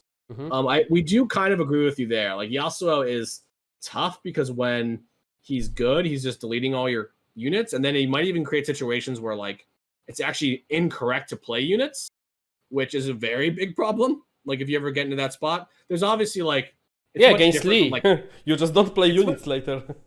it's much different. Well, later in the game is different. I mean just like straight up like Oh, to not level the up, correct play Yasuo. for me Okay. here is not to play a unit. That I think that's pretty problematic. Obviously, like I don't want people. I get misquoted all the time, so I'm gonna have to like put rider caveats there. Like obviously, I think Avalanche is a good example of like a skill test, right? Where it's like, yeah, if you just maybe playing your unit is bad, but also like if you play around it in an intelligent way or account for it, it's not preventing you from playing units, right? That's different from like, oh, my opponent has a Yasuo in play. I should just not play these 2 health units, right? So yeah, no, I agree with you that Yasuo is something we talk about often, and somebody points out recall champ, like definitely the recalls, especially like Conspirator and Will, have been nerfed. That doesn't help Yasuo's long-term prospects, right? Are there any plans? I mean, would you like to see more cards as Inquisitor in the game that speeds up the countdown of the landmarks? Yeah, I mean, I think that countdown is pretty interesting, especially because that's one of the ways that Talia can be powerful, right? Is that she makes an exact copy of a landmark. So like you can copy a Frozen Thrall that's like on 1, right? But yeah, I think that countdown is a cool mechanic. There's like in this it's very set, cool. Like there's Draklord and there's the Sun Disc. You don't like those? The Sandisk. I mean, Sandisk not so much. I like the Inquisitor, but right now Inquisitor has the same problem as the boat from the Noxus. It loses to Equinox. Equinox to 2 mana, perhaps? Yeah, Equinox is interesting. I personally think that we were talking about star shaping earlier. I think that Equinox is a bit more of an offender, just because I think that it allows Targon sometimes, not always, because like you don't always get it, right? And also like there are matchups where it doesn't really do much. But that's why pluses are so good. But you don't invoke it. You don't need to pick it in those matchups, Yeah, exactly. Right? I think that just hard silence. You even look at Hush is only a temporary silence, right? It only silences for 1 round. Obviously, like, yeah, you want to kill the unit, but the fact that Equinox can just remove something, like, what's interesting to me, and obviously I work a lot with numbers, so it's like, if Equinox was a collectible card, how much would it have to cost? Like, you suggested it should go to 2. I would guess that it would be probably too good at 2 and like fine at 3. Equinox? Maybe, the collectible. Maybe. What's up? I didn't hear. I mean, we have Purify for 2 mana, but that's in Damacia, so that's a different case. I think 2 mana and change. Oh, we do have Purify. That's right. I think I would change Equinox to 2 mana and just be Burst Speed instead. So yeah, it's a tough question. I actually don't think that Burst Speed is really the answer. So how should I go? There's so many things I want to say here, so it's good that we're having the interview. Basically, Equinox specifically allows Targon to just invalidate a large number of units, right? And I don't think, and people are talking about Equinox now, and everyone, I don't mind it when people flame me, so it's all good. It's part of the job, so don't worry about it. But please be within reason. Sorry, I have to show my chat. Chat's trolling because, like, yeah, I said I forgot the Purify existed or whatever. Chat thinks that Equinox would be OP at 2 mana. They think that would be too broken, but they don't realize they have already Equinox for 2 mana burst in the game that they can make. Yeah, well, that's what I was saying, is that 2 mana would, if it was collectible, 2 mana would be like kind of good, and 3 mana would be 3 mana would be bad, or like not as good. At least that's what I thought I said. Maybe I didn't. But there's regional differences. Oh god, I'm getting so. What should I talk about first? If you want me to talk about Purify, it's on the screen. No, Equinox. I'm just showing my chat that there is such a card. I think that if Equinox was Purify, it would still be a lot better, because specifically, Demacia plays to the board, right, and doesn't have as insane of a late game as Targon. So like, they're actually like different cards almost. What about fast? But one of the things about Equinox is, specifically now, because of the Fangs, the access to Equinox has gone way up, right? Before, you could kind of deny access to Equinox versus like by interacting with Zoe. Like, obviously Zoe is like really strong, one of the strongest champions like we probably ever had, just because she's so low cost. But now she's so low cost that, imagine this. I'm going to build a deck, okay? And the first 6 cards I'm going to put in are just Zoe and the Fangs. Oh, I'm actually then not a fan of Fangs. I actually don't put and Fangs Spacey at Sketcher all. too. So I actually like the Fangs, but I would say that it's exacerbating the problem of now it's too easy to invoke, like do the small invoke for 3 or less, which is basically makes it so that you have like unlimited access to Equinox. You can even like be greedy and be like, you know, I'm playing against Lucian Azir. I want to have an Equinox for like Inspiring Marshal.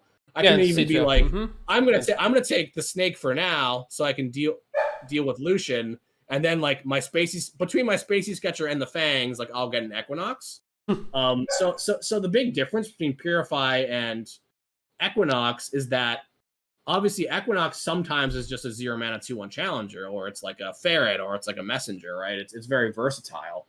But you also have high access to it, like a lot of redundancy now that the Fangs exists.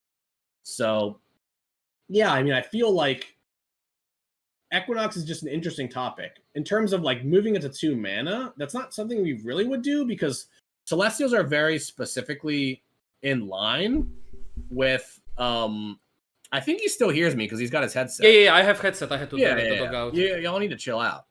Just gotta deal with that dog. There was a Yeah, it was our dog. It was like about nice. I've never seen your dog. I didn't know you had one. I knew you had a cat. Yeah, we have 2 dogs and 2 cats.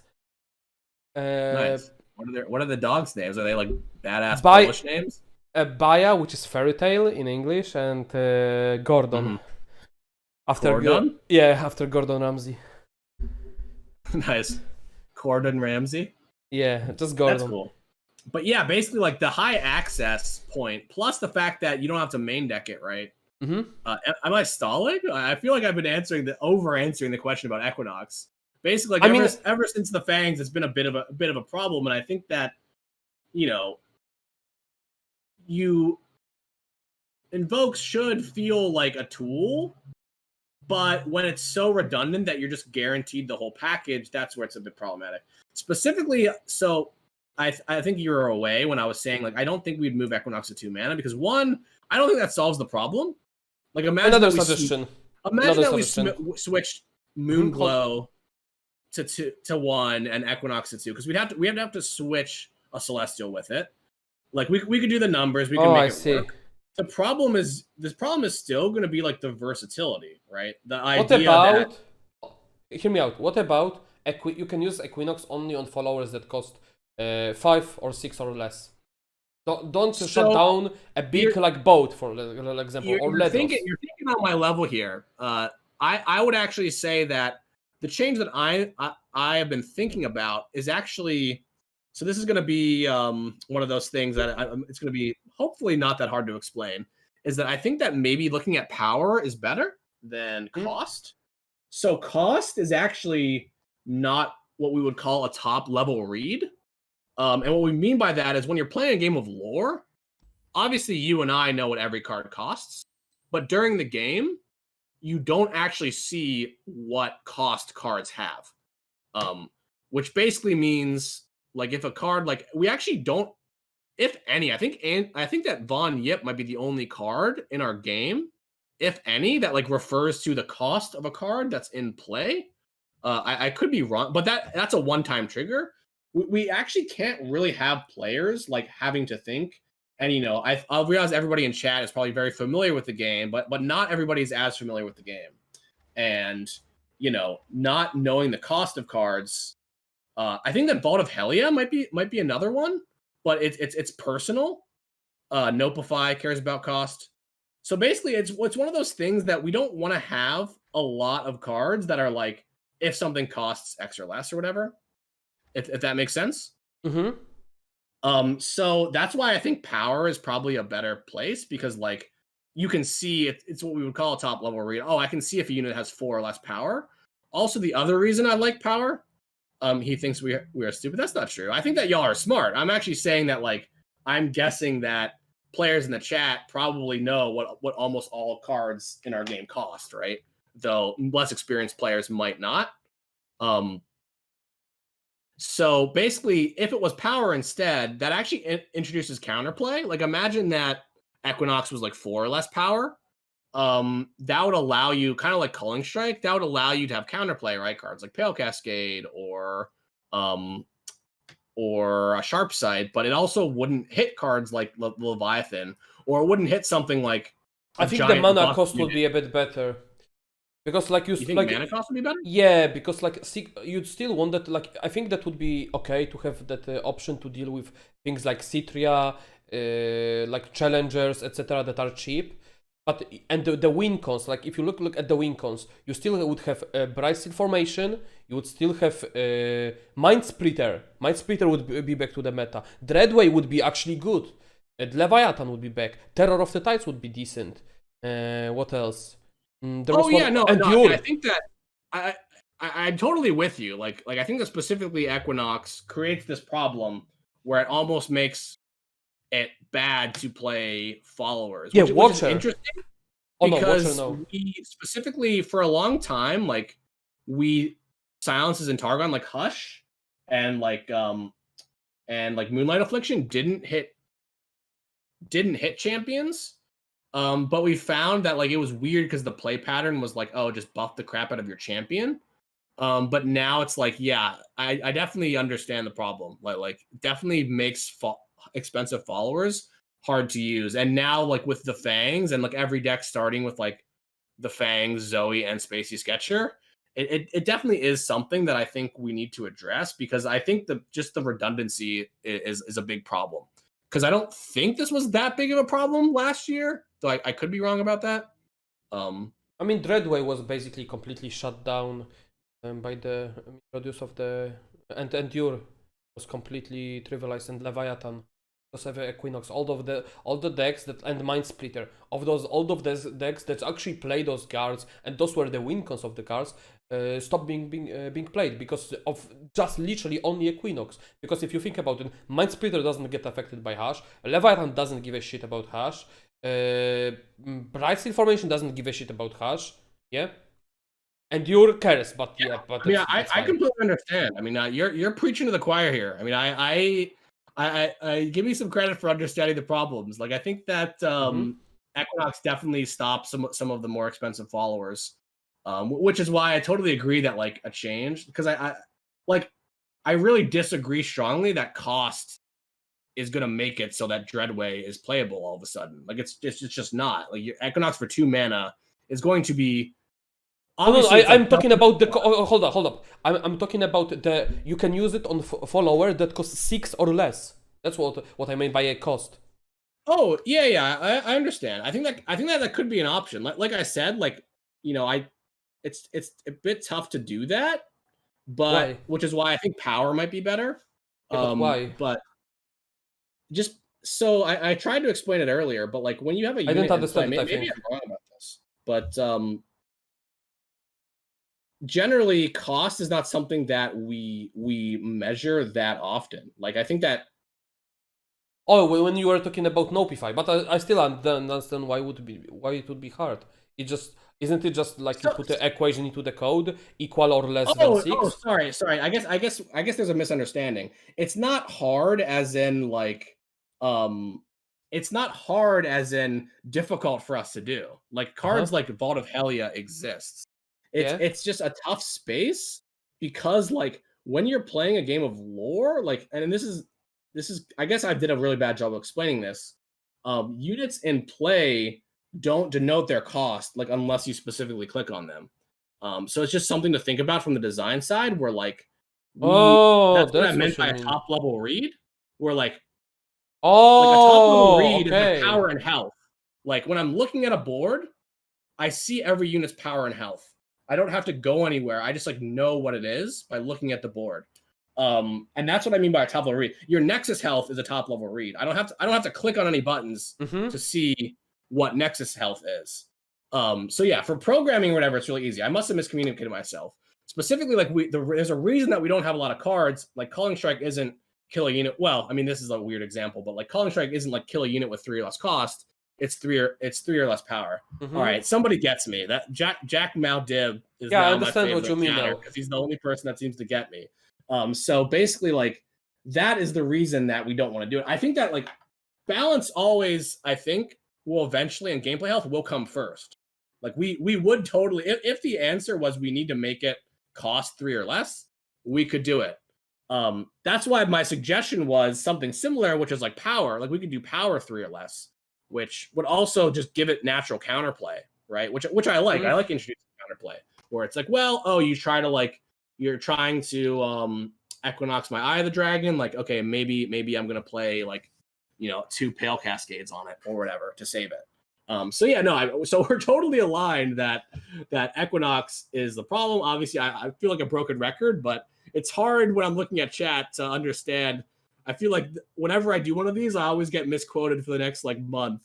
I think the main problem is just the versatility, and now with the fangs, like there is just too much redundancy, and it's something that I think we should look at for sure. Okay, it makes sense now. Thanks all. I appreciate that. Okay. What about sisters? Three sisters? No, golden sisters. Are they called golden sisters? The strongest, weakest thing? I can explain that again because it's kind of confusing. No, I mean, so basically how it works is like, I think I did a bad job on BBG's stream. No, I think we explained it in the chat because we got it like so. It basically logs. It's power. Just to be clear, because I want to say this, even if you all already understand it, because I feel like there's a misunderstanding here. The tiebreakers for strongest weakest are power, then health, then cost, and then what we would call like a fixed random. So it is random, but it locks it in. So what I mean by that is, we randomly lock in one of them as the strongest unit, and then it stays the strongest unit. Like you can test it with if your opponent played a hired gun or whatever, then it would still hit the one, and that way it's understandable once it's kind of happened. Everyone, and I don't really want to. We could get into it if you wanted to. I talked to BBG at this. No. Sorry, I guess I should mention other streamers on your stream. That's my bad. That's fine. Don't worry about it. Basically, when I talked to him, we really don't want a laundry list of changes. Because imagine that we were like, okay, now like quick attack is the next tiebreaker, and then it's elusive, and then it's overwhelm. We really can't have like a giant list, so we have to have it be pretty concise. So that's why we used fixed random. I mean, you can test it with the Rhyme Task Shaman. Like once it locks into the certain sister, let's say, it locks into her every time, basically, every round. Yeah, that's exactly it. So, but I wanted to ask about different thing about sisters. Okay. Well, I swooped in there because I feel like the last time I had one of these chats, I didn't explain how that worked very well. Because I saw on your stream, your chat was like, Ruben doesn't know how the game works, and no. Sad. Like it's just usually it's just on the when there is a miscommunication, it's just a part about explaining. As you realize that it's just like it's hard to explain to like. I'm gonna call myself in the chat sometimes bunch of two heads when you know stuff, but you have to give that knowledge to us. Like it's not that easy to explain when you would you like to use to your sophisticated vocabulary, but you can't because you have to make us understand it. You ever like replay conversations in your head like after? Yeah. Yeah, like basically like after the BBG interview, I was like, darn it, man. I really should have. I felt like the interview went well. It did. Specifically, he was asking some pretty hot questions at the beginning, but which I think I dealt with pretty well, and then at the end, that strongest weakest thing kind of went to crap. But now I'm finally, apparently somebody said to clip it, but yeah, hopefully people understand. I wanted to because I get tweeted almost on the daily. Like, why did the gold card hit like Zap and not Twisted Fate? And I get a little sad. Oh, there. I thought there is also the keyword. The like after the cost, I thought there is a keyword effect, but there isn't, right? Just to clarify. So let's say if one unit would like, let's say if there is a Zap and there is like a silenced TF, let's say, so he doesn't have quick attack. So it will hit still a random unit. Yep. Okay, cool. Yeah, it's just one of those things where like it is really difficult for us, one, to determine which keyword should be considered the strongest, or should be considered strongest, because that's very subjective. Different players would have different answers, and also like it'll depend on board state. And then 2, like if we do one keyword, then we need to literally do all the keywords, which would be like a list of 14, like strongest, weakest, which is kind of tough. But yeah. What was your question about Golden Sister? Sorry, I don't think we got that. Why do both of them proc on the Zoe level up? So both of them give to entire board lifesteal and elusive, and to each other. One, like, I believe the elusive, the lifesteal, like the Golden Sister shouldn't have elusive, because her effect comes down as a last. Even though she's the one summoning, the unit that gets summoned usually is the first one entering the board. And the way you can test it is the SI card that gives a spell shield. Like basically you play that, you play Rekindler, the champion that is summoned always gets the spell shield, not the Rekindler. So it should take the effect to be consistent. Same with Zoe. Like entire board should get elusive, and then entire board should get a lifesteal. So Golden Sister should not be elusive. Should not have lifesteal? No, should not be elusive. The Golden Sister. Because elusive Golden Sister should not be elusive. Well, is Zoe play or cast? Let me look her up. I mean, does it matter? It's about the board entry state. So like cast, right? Like karma is like when you play a card. Which is like when you play that's a card, what it gets doubled. You can't deny it, right? Where Heimerdinger is like when you cast a card. So if you deny it, then do you follow? No, when you summon, yeah. But it's when you summon an ally. Oh, I see. But the level up. So yeah, that's actually an interesting one. Sorry, I shouldn't say interesting so much. So because Zoe is play, go back to Zoe 1. Zoe levels up. Go back to the level 1. Yeah. So Zoe levels up like before either of them gets into play, I believe, because when you play a card, but that's not what I meant. That's not what I meant. I meant like assuming the Zoe is dead, and leveled up long time ago, right? Like ignore Zoe. Gotcha. Okay. Sorry, I answered a different question. Yeah. Okay. This is what we know. The no. I think Alan's may be right. Sorry, I'm just trying to visualize it in my brain. So you have the emblem.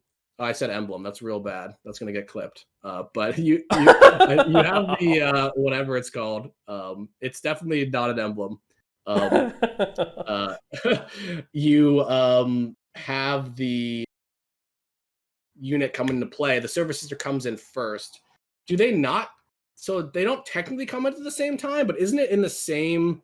So my understanding of the rules is like pretty good, but not perfect. But, and this is like getting into complicated space, I'm pretty sure they're entering play at the same time, but one just happens first, right? Yes. So, and it's kind of interesting. Like, for instance, if you play Petty Officer, this is like a confusing interaction, which is, I think this is, just unintuitive. Like with Petty Officer, if you get like a Silver Wing Tracker, will come in with the tracker having Challenger.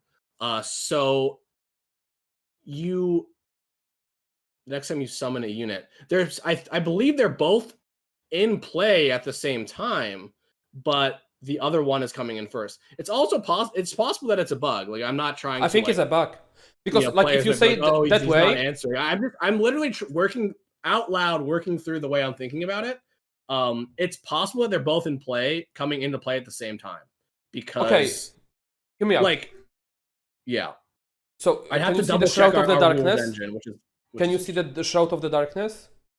I can see it on my screen.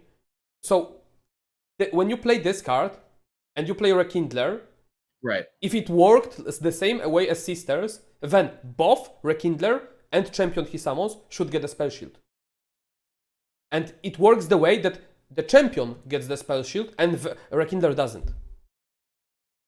Well, the Shroud gets consumed the next time something is summoned, and technically because the champion is coming in first, it eats the Shroud, right?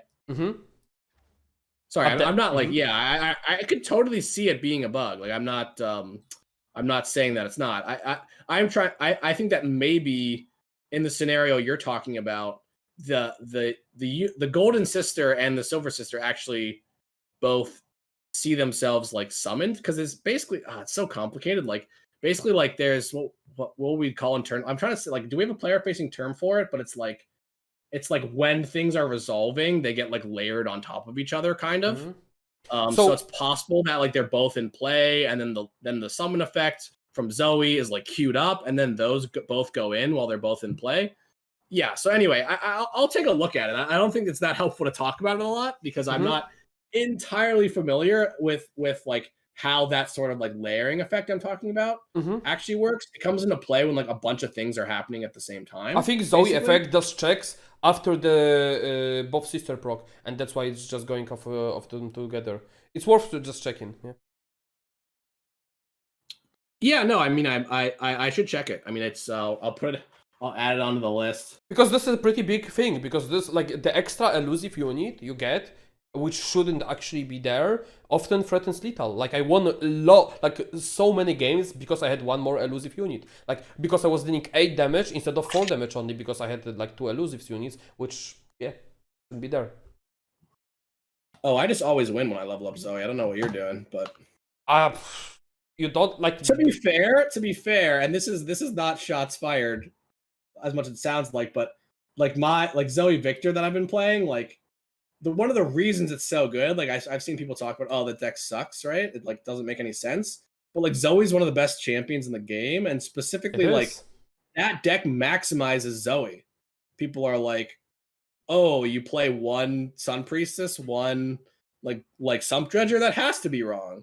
And it's like, one, like you're really good at leveling up Zoe, and two, because of cards like Submersible and Victor and Ballistic Bot, like giving your whole back row augmenting elusive, you actually win. Like Lee Sin deck, they can level up a Zoe, but it doesn't matter as much. I've had a lot of games where I've won. Well, hold on, I have to mute the rewards because of I forgot to mute them. I thought my mod did that. Like I call it like Zoe control, where like the deck has a bunch of Mystic Shots and Thermos and stuff, so you're very good at like just like removing your opponent's Zoe outside of combat, and then like just riding your own. What happened with chat? Everyone's saying Keck W. I mean, because the sound effect was playing from the rewards. Oh, I actually muted that. I feel like it's not muted though. I'm talking to you on Discord. I turned it off now. But yeah, anyway, like I think that memes aside, there's definitely I can see losing with the Zoe too when you're playing a deck like, like the A-Soul deck or the Lee Sin deck that just kind of plays it for value and doesn't maximize it. I play Zoe Diana. Oh, nice. Yeah, people were playing that in the seasonals, right? Last seasonal? I played Karma Zoe in the season. I don't know. How'd that go for you? Pretty good. I played Fiora. My Fiora A-Soul drew no units until turn 5 twice, and I just dropped. You want to talk about seasonals? Sorry, I could use yeah, sure. Maybe a bit of a break of trying to make sure that I'm walking on pins and needles and answering everything perfectly correct. Yeah, sure. I can't wait. Like the change that you guys made is very cool, because you can go with 7-2 pretty well. You have to, like, it's worth to grind ladder now. It's actually worth to grind ladder, because 7-2 is a very reasonable score to have and make it to playoffs. Yeah, I mean, I'm excited to see it. I'm a bit worried about just 9 rounds in one day, and also like the round timer going down a bit, but that's kind of what we had to do. So definitely, if you're going to the seasonal, know that rounds are only 60 minutes now. So I'm very fast player. If you insist on playing a Karma deck, that's on you. Like, I mean, I play very fast. I don't need much time to take decisions. Yeah, as long as you play faster than your opponent, actually, you're good, basically. Because how it works is like I think both players get 30 minutes worth of time. So yeah. So I guess if you yeah.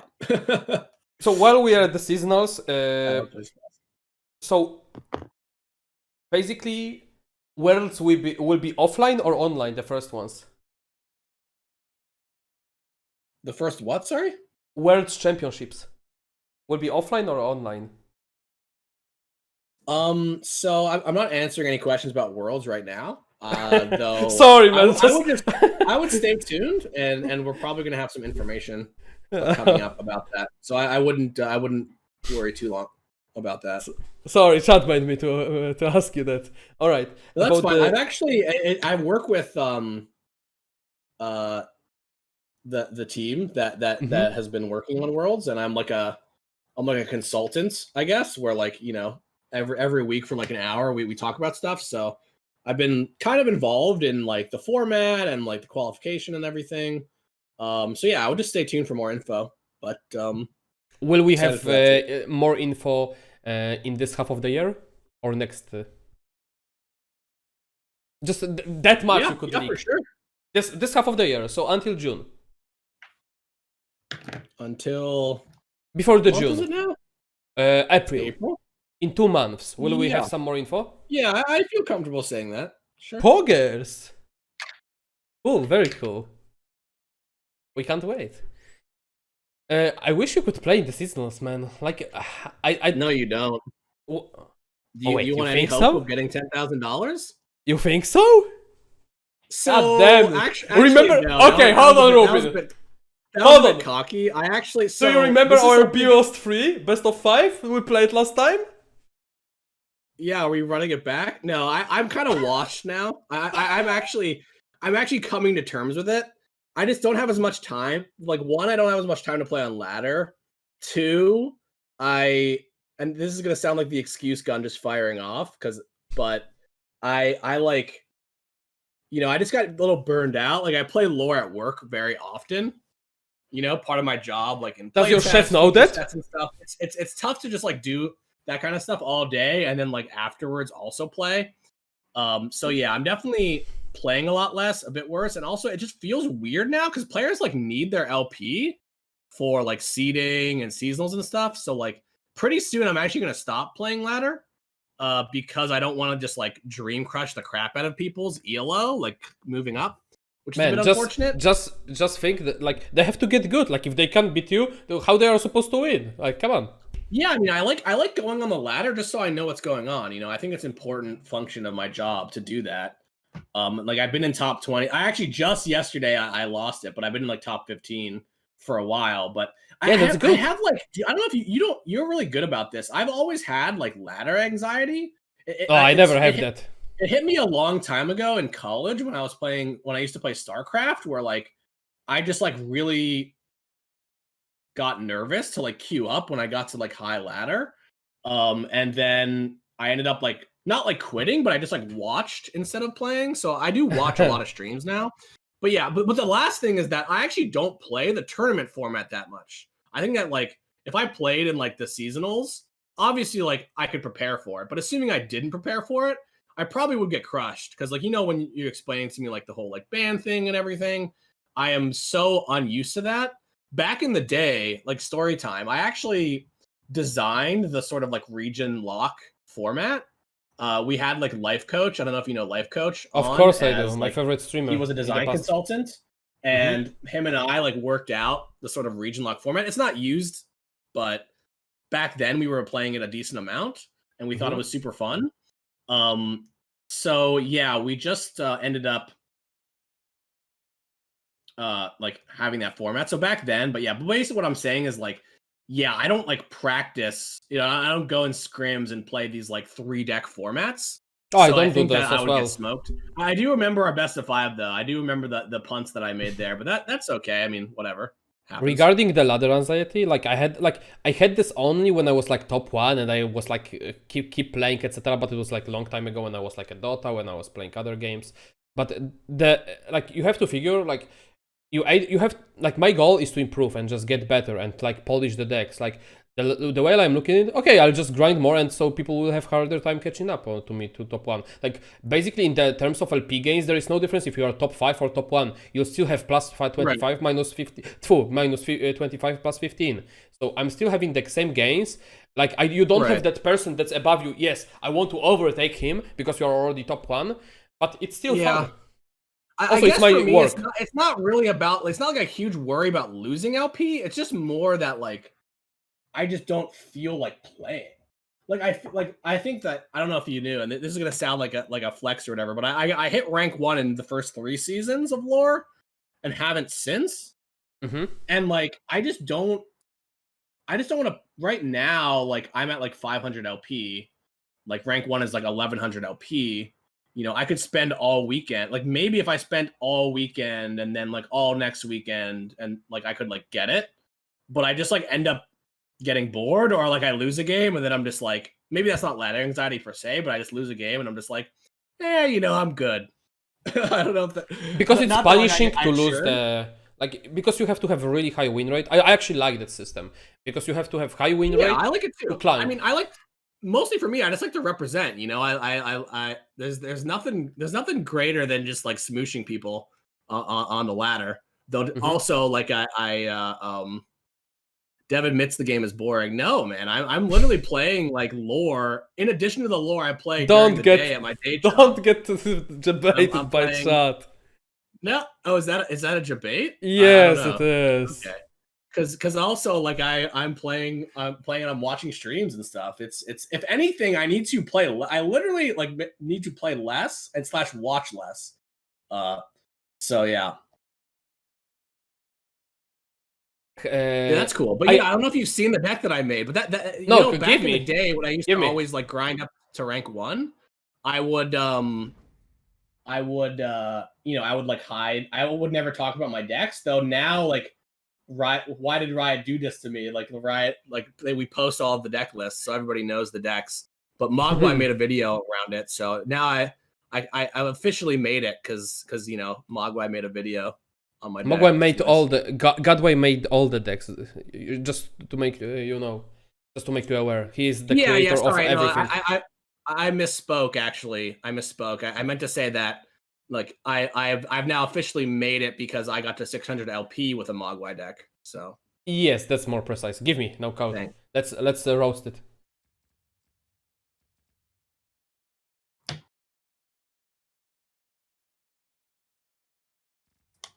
Yeah, but that was cool. I didn't expect that to come out. But anyway, hold on, phone first. Oh sure. I can take some questions from chat. GM, somebody asked GM Challenger. Honestly, like we built the system with the thinking that we might want to move. Like we were like, oh, do we want Challenger? Do we want to move it? I'm not sure how much of a benefit it has for lore specifically, because like the top 200 is essentially Challenger. And now, like if you think about it, sorry, who asked the questions? Amen, DX. If you think about it, we don't like, we also reward the top ladder players, you know, with qualifications in the seasonal, and now like potentially having a 7-2 record thing at seasonals. So actually, I think that it would be nice because I think it would feel good for players to be like, oh, I'm Challenger, or I'm GM. But yeah, I don't know if there's any plans in the near future to like change ladder. It would be POG. The more players we have. It would, like you're talking about Challenger and the GM, right? Instead of only Masters, right? I just heard partially. Yeah, so I think like the more players we have, it would be easier also to make like a cutoff. So let's say like only challengers get to the like seasonals and stuff, like, and make it like top challengers would be like top 300 or something. Like I don't know, like you would probably make it way better, or like GM challengers and GMs. Yeah, it would be prestige, like, because like there is like it's marketable. Yeah, exactly. Yeah, it would be cool to say like, oh, I'm Challenger or whatever. Like I think that is where the value lies, because right now, like that's functionally there is Challenger, right? It's like the top 200 players get rewarded with like, you know, potentially better performances at seasonals. They get, you know, qualification to the seasonals and stuff like that. But yeah, I do see where the value is there. Mostly in just like player accomplishments. So that's something we can definitely think about. But right now, I don't think there are that. We got a lot of questions about ladder. Somebody also asked like, oh, best of 3 ladder. I think that cool. Yeah, I think that at least right now, you know, we're not, and maybe we should be more invested. We're not necessarily working on like changing the ladder that much. Like ladder is tough to really overcomplicate, because that's the way a lot of players play the game, and a lot of our players aren't necessarily competitive, right? And it would be tough for me to imagine like forcing multi-deck ladder or forcing players to do like a sort of like a more best of 3 style. What That about said, Master though, I Plus see BO3 what decks? value is, and we do some of the stuff like gauntlets. I could see a world, and this is me just I'm what I would say. I'm just thinking out loud here. I don't want people to think that we're like working on this or anything, but it's possible that we could make like gauntlets more robust, where like you can play them during the week, or they're more like every night there's like a gauntlet at a certain time where that's where like competitive players can kind of go and play like, you know, tournaments or whatever.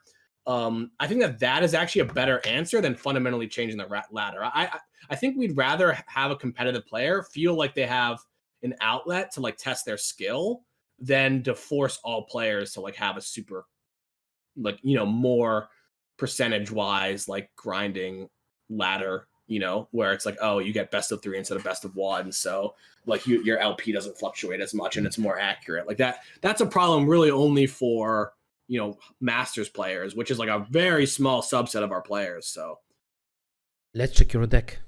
Give the code. give the code. Let's just go to YouTube. What do you mean You sub? YouTube? You sub to Mogwai?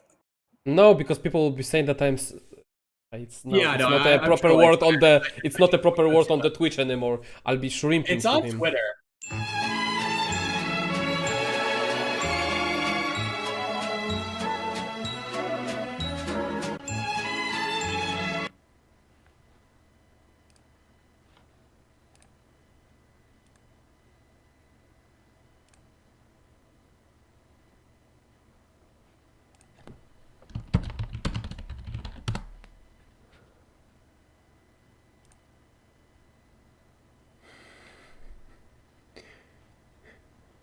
Gotcha.